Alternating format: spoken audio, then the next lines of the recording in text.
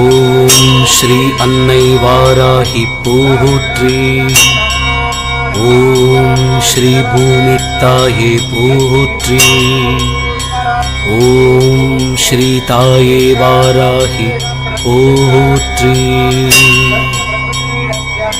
இரு குடை கோமளம் தாழ் புஷ்பராகம் இரண்டு கண்ணும் குருமணி நீலம் கை கோமேதகம் நகம் கூர்வைரம் திருநகை முத்துக்கனிவாய் பவளம் சிறந்தவல்லி மரகத நாமம் திருமேனியும் பச்சை மாணிக்கமே.